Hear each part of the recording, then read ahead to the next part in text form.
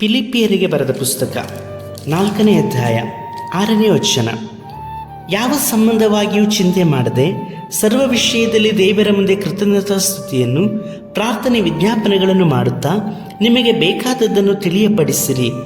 ಕರ್ತನಲ್ಲಿರುವ ಪ್ರೀತಿಯ ದೈವಜನರೇ, ದೇವರಾಗಿರುವಂಥ ಯೇಸು ಕರ್ತನ ನಾಮದಲ್ಲಿ ಈ ಮುಂಜಾನೆ ವೇಳೆಯಲ್ಲಿ ನಿಮ್ಮನ್ನು ವಂದಿಸುತ್ತೇನೆ. ಈ ದಿವಸವೂ ಸಹ ದೇವರಾಗಿರುವಂಥ ಕರ್ತನ ನಿಮ್ಮ ಕೂಡ ಮಾತನಾಡುವವರಾಗಿದ್ದಾರೆ. ಈ ಲೋಕದಲ್ಲಿ ನೋಡುವಾಗ ಅನೇಕ ಸಂಗತಿಗಳಿಂದ ಚಿಂತೆಗೀಡಾಗಿದ್ದೀರಾ?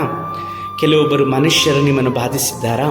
ಅಥವಾ ಸಾಲ, ಕೊರತೆಗಳು, ನಾಳಿನ ವಿಷಯ ಚಿಂತೆಗಳು, ಏನು ಉಟ್ಟುಕೊಳ್ಳಬೇಕು, ಏನು ತಿನ್ನಬೇಕು, ಏನು ಕುಡಿಯಬೇಕೆಂಬುದಾದಂಥ ಚಿಂತನೆಯನ್ನು ನೀವು ಮಾಡುವವರಾಗಿದ್ದೀರಾ? ಇವೆಲ್ಲವನ್ನು ಸಹ ದೇವರ ಮಕ್ಕಳಾಗಿರುವಂಥ ನೀವು ಮಾಡುವಂಥ ಅವಶ್ಯಕತೆ ಇಲ್ಲ. ಹೌದು ಪ್ರಿಯರೇ, ನಿಮಗೋಸ್ಕರವಾಗಿ ಚಿಂತಿಸುವಂಥ ದೇವರು ಯೇಸು ಕರ್ತನು ಇದ್ದಾನೆ.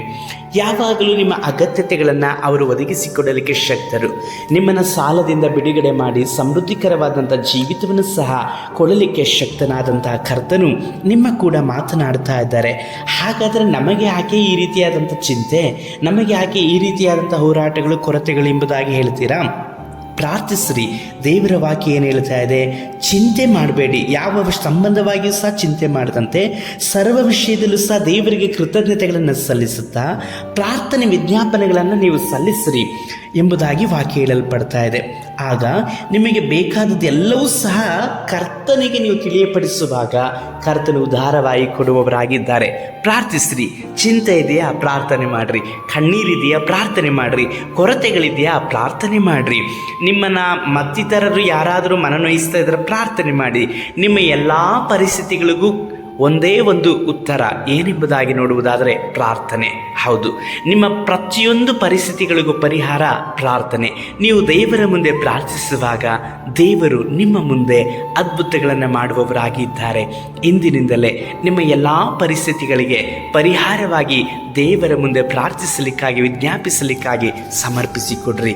ಆಗ ನೀವು ದೇವರಿಗೆ ಏನೆಲ್ಲವನ್ನ ಬೇಕು ಅದನ್ನು ಒಪ್ಪಿಸಿಕೊಡುವಾಗ ಕರ್ತನು ನಿಮ್ಮನ್ನು ಚಿತ್ತಾನುಸಾರವಾಗಿ ಆಶೀರ್ವದಿಸಿ ನಡೆಸುವವರಾಗಿದ್ದಾರೆ. ಪ್ರಾರ್ಥಿಸೋಣವಾ? ಸರ್ವಶಕ್ತನಾದ ದೇವರೇ, ನನ್ನೊಡನೆ ಪ್ರಾರ್ಥಿಸ್ತಾ ಇರುವಂತಹ ಈ ಸಹೋದರ ಸಹೋದರಿಯನ್ನು ಮುಟ್ಟಿರಿ. ಅವರ ಜೀವಿತದಲ್ಲಿರುವ ಚಿಂತೆ, ಕಣ್ಣೀರು, ವೇದನೆ, ಕೊರತೆ, ಸಾಲ ಎಲ್ಲ ಪರಿಸ್ಥಿತಿಗಳನ್ನು ನೀಗಿಸಿ ಅವರು ಈಗಲಿಂದಲೇ ನಿಮ್ಮ ಸಮ್ಮುಖದಲ್ಲಿ ಪ್ರಾರ್ಥಿಸಲಿಕ್ಕಾಗಿ ಒಪ್ಪಿಸ್ತಾ ಇದ್ದಾರೆ. ತಂದೆಯೇ, ಅವರ ಪ್ರಾರ್ಥನೆಗಳನ್ನು ಕೇಳಿ ಸದುತ್ತರನ್ನು ದಯಪಾಲಿಸಿರಿ. ನಮ್ಮ ರಕ್ಷಕನಾದ ಯೇಸು ಕರ್ತನ ನಾಮದಲ್ಲಿ ತಂದೆಯೇ, ಆಮೇನ್.